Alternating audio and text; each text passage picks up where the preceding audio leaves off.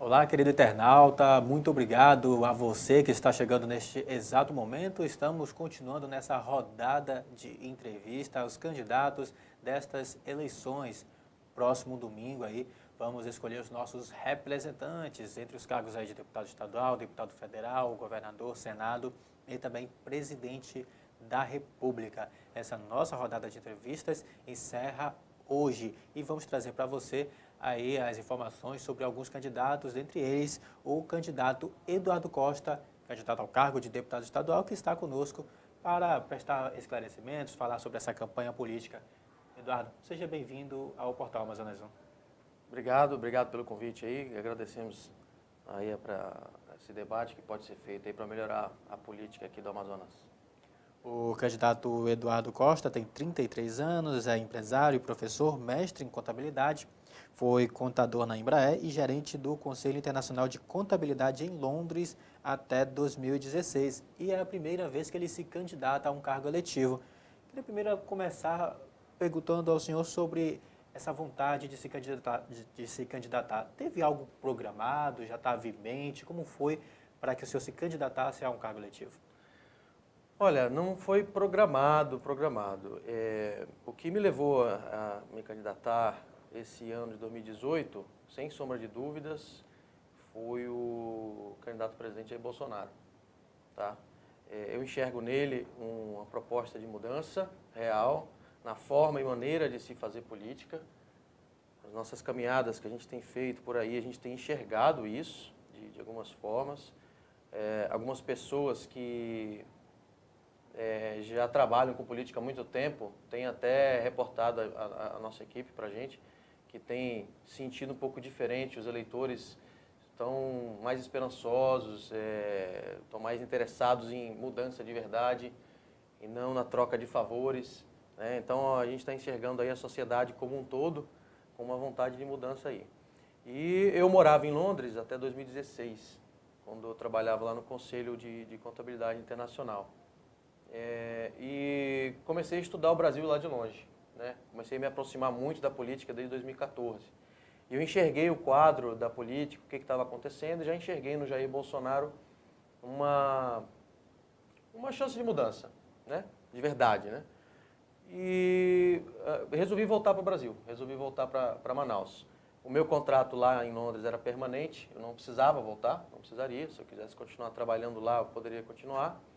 Mas eu resolvi voltar porque eu queria ajudar, de fato, colocar meu nome à disposição da sociedade para podermos ter uma opção de renovação, tá, de verdade. Então, eu voltei em 2016, antes de vir para Manaus, eu parei lá no gabinete do deputado Jair Bolsonaro, conversei lá com ele em torno de 30 minutos, ele tinha acabado de virar de alguma votação lá, estava bem cansado, alguma daquelas votações emergentes que tem. E conversei um pouco com ele sobre o Brasil, sobre mudança, esse tipo de coisa, e vim para Manaus. Né? Acompanhei a trajetória dele, ele teve a mudança do partido dele que ele estava, foi para o Patriota, né, aquele outro partido, depois acabou parando no PSL, e eu ingressei no PSL, porque o meu interesse é levar as bandeiras do Jair, as propostas dele a nível estadual. Como era a minha primeira eleição, eu optei pela candidatura a deputado estadual, achei mais interessante, né, porque eu não pretendo me mudar do Amazonas, não quero sair daqui nesse momento, quero continuar aqui no estado. Então, a motivação maior foi essa, né? Eu sou professor universitário também, sou empresário na área de serviços e interrompi essas duas carreiras por um período agora, né? Nesse período da eleição. E estou colocando meu nome à disposição na sociedade aí para quem quiser renovação, quem quiser mudança de verdade, meu nome está à disposição. Candidato, tivemos aí a eleição anterior, quer dizer, antes do governo Tampão, tivemos a eleição para prefeito, para vereadores. Foi mudado na Câmara Municipal de Manaus em torno um pouco mais de 50%. Naquela casa legislativa teve uma mudança. Sim. O eleitor resolveu votar pelo novo. Essa é uma oportunidade também de votar e optar pelo novo. Você coloca o seu nome como novo. E o que seria esse novo? Porque a gente vê muito candidato que já está há tanto tempo na política e se apresenta como novo. O que seria esse novo? Olha, a gente está com expectativa de renovação, sim, né, na Assembleia. E o que a gente enxerga como novo é aquele candidato, aquele político eleito, na verdade, que quer fazer a política de verdade. Nós temos acompanhado aí alguns projetos, eu estou terminando uma pós-graduação em gestão pública também, então a gente tem acompanhado bastante os números do Estado, os projetos, né, que são implementados ou não implementados, e a gente tem detectado, né, nós, o meu grupo de pessoas e apoiadores, a gente tem detectado que está faltando vontade política para fazer diversas coisas, né. Essa novidade, essa renovação que a gente enxerga é uma renovação no estilo, né, de que o candidato, né, o deputado, né, o político, ele tenha compromisso real com o povo, ele realmente queira implementar as propostas que ele se coloca a implementar. E ele não entre no jogo do toma lá da cá. Por isso que eu escolhi o partido do Jair Bolsonaro, né? A gente sabe que hoje aqui no Brasil, a gente tem uma proximidade aí que não é sadia entre o Poder Executivo e o Poder Legislativo, não é sadia ao meu ver. Então, o Poder Legislativo, ele pode cooperar com o Poder Executivo, com o governador, como deputado estadual? Pode, mas tem que ser uma relação sadia, né? O que é essa relação sadia? São projetos e propostas que visem o interesse do povo, né? Propostas que visem, né, trazer melhoria para o povo, né? Então a gente detecta que o problema principal, né, que a gente enxerga no estado do Amazonas é a segurança pública, na minha visão. O crime, a droga, são vários problemas sérios, né? Mas para mim a gente tem que primeiro estar vivo, né, para cuidar das outras coisas. Então nós temos aí uma vontade temos propostas aí para a segurança para realmente fazer mudança de verdade, efetiva. Então, para mim, a mudança que vem dessa renovação é a vontade política. Você faz uma campanha sem estar compromissado com ninguém. Você não está devendo favores a ninguém, nem vai ter que usar o seu mandato para pagar favores. Seja com emendas parlamentares, seja de outras formas. Você quer realmente usar o seu mandato para o bem, para o povo. Para mim, essa é a proposta de renovação, de mudança que a gente tem na forma de fazer política do toma lá da cá, que a gente quer mudar, quer abandonar. Candidato, o senhor falou sobre a violência, eu queria tocar no assunto referente a esse tema. Nós estamos numa campanha, é uma campanha até peculiar. Nós temos o lado aí dos que votam no candidato Jair Bolsonaro e temos uma outra parcela que não votam no candidato Jair Bolsonaro, votam dos partidos, mas a maioria aí, a gente vê o crescimento do Haddad. E está acontecendo uma briga política muito grande entre os eleitores. Por exemplo, ontem tivemos um caso de um candidato ao governo de São Paulo pelo PSL que foi alvejado com um tiro lá na cidade. Escapou aí porque estava com colete à prova de balas. Ao mesmo tempo que outras pessoas que militam pelo PT ou por outros partidos sofrem algum tipo de ameaças e agressões por parte dos eleitores do candidato Jair Bolsonaro. Como é que se houver essa situação, esse tipo de eleição, essa briga que existe, é peculiar? O que está acontecendo com esse momento político do país? Olha, eu enxergo esse momento político da mesma maneira que o Jair Bolsonaro enxerga. Para mim, essa política de intolerância, que é o que acontece, ela foi implementada pelo PT. Ela teve a questão de dividir. O Jair sempre fala, colocar branco contra negro, mulher contra homem, pai contra filho, nordestino contra sulista. Isso é uma política de divisão que visa, né, apesar de dizerem que ele é o candidato que prega o ódio, né, isso a gente enxerga em alguns locais, na verdade ele é a vítima, né, ele foi vítima desse ódio, dessa intolerância. Então, de fato, é uma campanha, né, um pouco peculiar nesse sentido, mas a gente quer que isso acabe, né, a gente quer que as ideias sejam debatidas e não destruídas. A gente quer que as pessoas conversem e não entrem em conflito ou briguem. O que a gente pode fazer nesse sentido é tentar debater o máximo possível. Eu tenho visto o exemplo do evento que aconteceu com o Jair Bolsonaro, lá da facada, que o lado do Bolsonaro não é violento, né? Você mencionou eventos que houve violência, mas às vezes esses eventos de violência podem ser em legítima defesa. Mas no próprio caso lá da facada do Bolsonaro, você viu que o rapaz saiu ileso de lá do meio. Ele foi lá, algumas pessoas começaram a agredi-lo lá, mas ele foi apaziguado lá. Então a gente precisa trazer de volta o debate político mais sério. Eu acho que esses atentados, eu não atribuiria esses atentados a militantes do PT, por exemplo, de certa forma. Eu diria que são mais criminosos mesmo, São pessoas talvez ligadas a grupos, quem sabe aí até o tráfico, né? Que estão enxergando aí uma mudança vindo para afetar a forma de vida deles. Eu não acho que isso são coisas criadas aí por militantes pura e simplesmente. Mas a gente tem a solução, né? Na minha visão, a solução é o debate, é o diálogo, para que a gente possa ter tolerância e debate de ideias, né? E discordar e concordar de uma maneira, né? Baseada em fatos, em conversa, em visão de mundo, né? Porque, na verdade, o que diferencia os eleitores do Bolsonaro dos eleitores dos outros candidatos é uma visão de mundo. A gente está achando que o bandido precisa ser combatido, o bandido precisa estar na cadeia. E a gente acha que os outros eleitores não pensam exatamente isso. Hoje a gente teve um caso que eu vi saindo no jornal do pai que assassinou a filha. Ele estuprava a filha, foi preso por denúncia e depois de cumprir a pena, por uma parte, a gente já sabe esse caso, o Bolsonaro fala muito, a gente tem visto bastante por aí, que as penas não são cumpridas totalmente, né? São parcialmente cumpridas. Ele cumpriu a pena, saiu para responder em liberdade e assassinou a filha a facadas em casa. Então nós temos essa visão de que a gente precisa que isso acabe.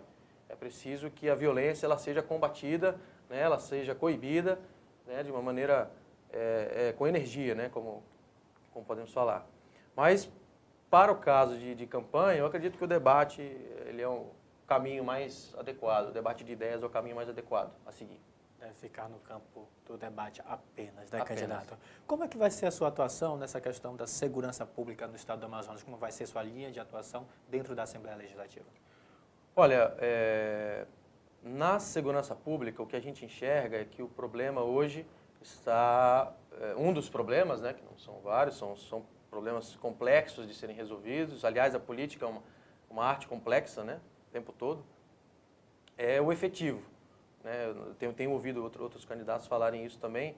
Nós acompanhamos com alguns técnicos o efetivo da Polícia Militar do Amazonas e tem de 9 a 10 mil policiais militares, né? Falando só da Polícia Militar, na ativa. E o contingente necessário que alguns especialistas apontam é 15 mil. Então você vê uma diferença muito grande. Nós temos visitado alguns interiores que têm 25 policiais na cidade inteira, um município de 50 mil habitantes, por exemplo, com 25 policiais. Isso é muito pouco, né? Apesar de parecer uma solução simples, o efetivo, o policiamento na rua, ele faz efeito. Isso já é comprovado, tem pesquisas que comprovam isso, e até conhecimento geral, de que o efetivo, a polícia na rua, ela faz a diferença. Mas aí, quando você conversa sobre trazer um efetivo de 9 a 10 mil para 15 mil, você está falando de muito recurso, né? É um aumento grande. De onde você vai tirar esse recurso? É preciso haver um enxugamento da máquina pública. É uma solução que a gente chama de solução sistêmica, né? Não é só de um lado, é um conjunto de soluções que precisam ser implementados.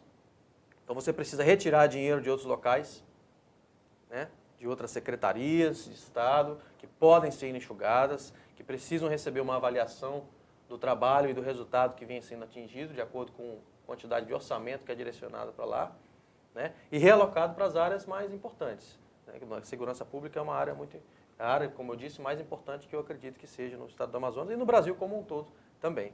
Então o aumento de efetivo é uma coisa que precisa ser estudada imediatamente. A nossa equipe, a gente conta com o apoio dos militares da reserva do Amazonas, tá?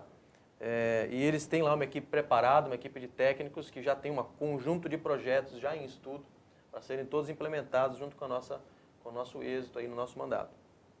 Então, para mim, o efetivo da polícia é um efetivo que precisa aumentar. Não só da polícia militar, mas da polícia civil também e de outras equipes de segurança. Isso se faz com, de novo, enxugamento da máquina pública, né? Como é que você faz para enxugar a máquina pública? Uma coisa importante que eu quero destacar é o conceito do orçamento base zero, que foi incluído no plano de governo do Jair Bolsonaro, né? O orçamento base zero é um orçamento que você precisa, em resumo, você precisa justificar cada uma das despesas que você vai ter. Você não pode liberar o orçamento sem que seja justificado para que aquela despesa vai ser usada e o que é que aquela secretaria, né, no caso estadual, ou ministério, no caso federal, quer atingir, quais são os objetivos. Então, é uma leitura completa em todos os gastos que vão ser efetuados naquela secretaria e não só os gastos, né? quais os objetivos que serão atingidos e se os gastos estão adequados para atingir aqueles objetivos, seja para mais, seja para menos. A gente acha que com esse tipo de implantação, a própria equipe do Jair Econômica fala isso, com esse tipo de implementação de orçamento base zero, você consegue enxugar muita coisa da máquina pública, né, para você poder direcionar o dinheiro para onde é importante. Então, para a questão da segurança pública, é preciso ter mais investimento. Existem várias formas de fazer investimento, além do efetivo. Você pode investir em inteligência, né, em investigação. A gente sabe que no Brasil o índice de investigação dos crimes é baixíssimo, né? Você só consegue desvendar 10% dos homicídios que acontecem. Então é preciso investir também em inteligência, em investigação e no efetivo da polícia. Candidato, indo para o campo da Assembleia Legislativa, eu vi que o senhor tem uma proposta aqui de doar 50% do alto salário de deputado estadual. Como é que vai ser esse tipo de doação? O senhor vai apresentar alguma proposta para modificar o salário aí dos deputados? Enfim, como é que vai ser essa sua ação dentro da Assembleia Legislativa? Sim, eu acredito que a gente consegue fazer uma política de qualidade, uma mudança, né, na política como é feita hoje, com o exemplo. Você consegue fazer isso pelo exemplo. E é isso até que o Jair Bolsonaro tem falado em algumas entrevistas dele, da questão do exemplo servir, né, para que algumas políticas sejam implementadas.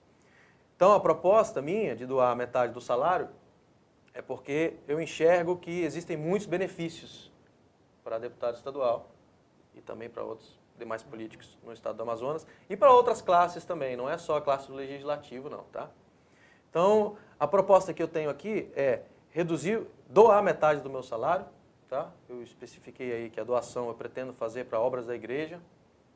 Como o salário será pessoal meu, serão doações minhas, né? Eu que faria doação pessoal. E pretendo fomentar projetos da igreja, né? Obras da igreja, que é a igreja que eu tenho enxergado, tem ajudado muito a sociedade tão carente, onde o governo não consegue chegar, quem tem ajudado é a igreja.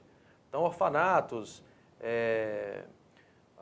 centros de ajuda de dependentes químicos, esse tipo de coisa a gente quer ajudar e apoiar com essa doação. Ao mesmo tempo, ao fazer a doação, a gente consegue servir de exemplo para propor um projeto de lei que reduza o salário, e não só o salário, alguns dos benefícios que não fazem sentido. A gente sabe que tem um cotão da gasolina aí muito utilizado por todos os deputados e por todos os seus assessores, e a gente está vendo a gasolina aí caríssima, né, para toda a gente população normal que paga a gasolina, e a gente sabe que eles não pagam. É bom a gente ter isso em mente. Eles não pagam gasolina porque eles usam o nosso dinheiro, não vamos deixar de ter isso sempre claro. Todo e qualquer dinheiro que é utilizado lá é o dinheiro nosso. É o dinheiro que está dentro da nossa conta do telefone, que a gente paga, que tem ICMS, está dentro da gasolina, que também tem imposto, está no arroz, está na passagem de ônibus, tudo que a gente paga tem imposto dentro. É assim que o Estado se sustenta. Então, essa proposta de doação é algo que eu enxergo como uma obrigação minha que eu quero fazer, porque eu acho o salário elevado do deputado estadual. E eu gostaria de contribuir com obras da igreja e, ao mesmo tempo, servir de exemplo para que possamos propor uma redução do salário e dos benefícios na Assembleia Legislativa do Estado do Amazonas, reduzindo de novo a máquina pública, né? Porque se o Legislativo faz essa redução, propõe essa redução e coloca em debate essa proposta de redução, a gente pode cobrar do Executivo, que é onde está a maior parte do dinheiro, né? O orçamento é mais utilizado no Executivo, no governo. A gente pode cobrar dele que eles reduzam também os custos do que for achado necessário ser reduzido, né? Você não acha que na Assembleia Legislativa, se eleito, o senhor não vai enfrentar uma grande resistência para cortar esses benefícios, nesse caso? Pode até ser que sim, né? Pode até ser que sim, isso é uma situação até engraçada. Mas a gente não pode deixar de tentar inserir os nossos ideais de ética, moralidade, né, dentro da política que a gente vai lá entrar. Se houver discordância, que haja uma explicação, é isso que a gente vai querer exigir lá dentro. Que eles expliquem por que eles acham adequado, né, o salário e, de novo, não só o salário. Existem uma série de benefícios que ultrapassam o valor do salário. Então, a gente pode entrar nesse debate, né? A minha proposta é trazer isso para o debate, para que isso seja debatido, conversado, para que entre em pauta e as pessoas conheçam toda essa questão de benefícios, esse pacote de benefícios que existe. E se for enfrentar resistência lá dentro, né, nós estamos no partido do Jair Bolsonaro. E ele tem um ditado que ele gosta de dizer uma frase que soldado que vai à guerra e tem medo de morrer é um covarde. Então, se a gente for encontrar resistência lá, a gente vai enfrentar a resistência do lado do povo. Que assim, se Deus assim quiser e se o povo quiser, a gente chega lá com os votos deles, porque eles acreditam nesse tipo de proposta. Então, nós queremos ser lá dentro uma voz do povo e não uma voz da classe burocrática ou da classe política. Nós queremos fazer coisas que sejam voltadas para o povo. Então, para mim, a redução da máquina é importantíssima. E o exemplo da redução do salário, para você poder falar de alguma coisa, eu acredito que você tem que dar o exemplo primeiro. Então, a intenção nossa é dar esse exemplo para a gente poder falar de redução de máquina pública da maneira mais efetiva possível. Candidato, você disse que o senhor já foi professor, né? Tem o seu currículo. E o senhor tem muitas propostas na área do campo da educação. A gente vê que a escola, por exemplo, do interior do estado, sofre com a falta de infraestrutura, falta de merenda escolar. Como é que vai ser, quais são as suas propostas para essa área da educação no estado do Amazonas e na capital? Inclusive, o senhor tem aqui uma proposta sobre Vale Escola. O senhor poderia falar sobre esse assunto também? Olha, para mim, o problema da escola, ele passa bastante pela questão do conteúdo. A gente tem falado nas nossas reuniões, nas nossas visitas, nas reuniões que a gente tem feito aí com a população, a gente tem conversado com algumas pessoas que têm dito que falta mais conscientização por parte de algumas pessoas, né, da população. Então, eu acredito que na escola a gente tem que voltar a ter algumas matérias que a gente não tinha antes. Então, não é só a infraestrutura, eu diria que é muito o conteúdo também que é importante. Então, a questão de matérias de cidadania, com Constituição Federal, né, com ética, moralidade, né, valores cívicos, né, a gente precisaria ter isso de volta, essa é a minha proposta de tentar trazer isso de volta. Na questão de infraestrutura, a gente entra de novo na questão dos recursos, né? Fazendo o enxugamento da máquina pública, que tem relação com tudo isso que a gente acabou de conversar aqui, inclusive com a proposta de doação, redução do salário, a gente pode tratar de tentar dar mais atenção para a infraestrutura das escolas. A proposta do Vale Escola, que a gente tem falado, é uma proposta de incentivo que a gente enxerga para que a gente possa, por enquanto, a gente sabe que a qualidade do ensino da escola estadual, ela não tem atingido alguns níveis de aprovação nos vestibulares que as escolas privadas atingem, né? Algumas escolas privadas têm aí liderado, disparado, né, a aprovação em vestibulares, em faculdades, né, públicas.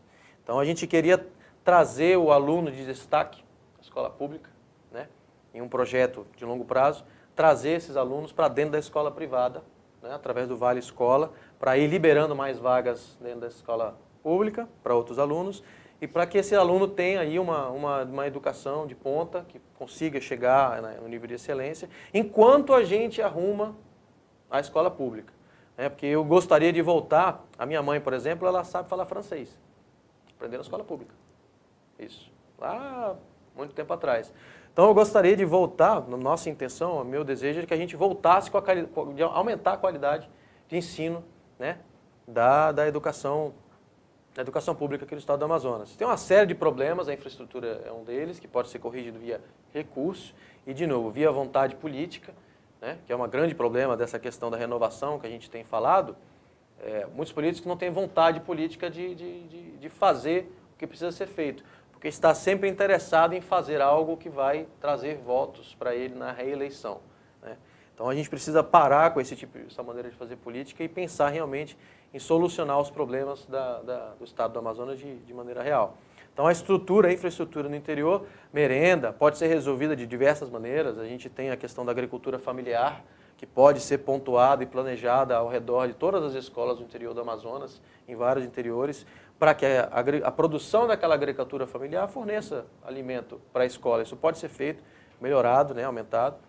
E, de novo, a gente precisa de um enxugamento da máquina pública, para que a gente possa ter recursos efetivos, né, para fazer as obras que precisam ser feitas mais importantes, né? Na área da educação, a infraestrutura é muito importante e aumento do salário dos professores, que é um custo alto, por isso que essa é sempre desculpa dada pelo governo, que é um custo muito alto, né, para aumentar o salário dos professores, mas precisa ser aumentado. É preciso encontrar formas, recursos, de novo, através do enxugamento da máquina pública, para que a gente possa aumentar o salário dos professores e incentivar maior ainda a operação, essa situação que é tão importante, que na verdade, é o futuro da nação que está ali.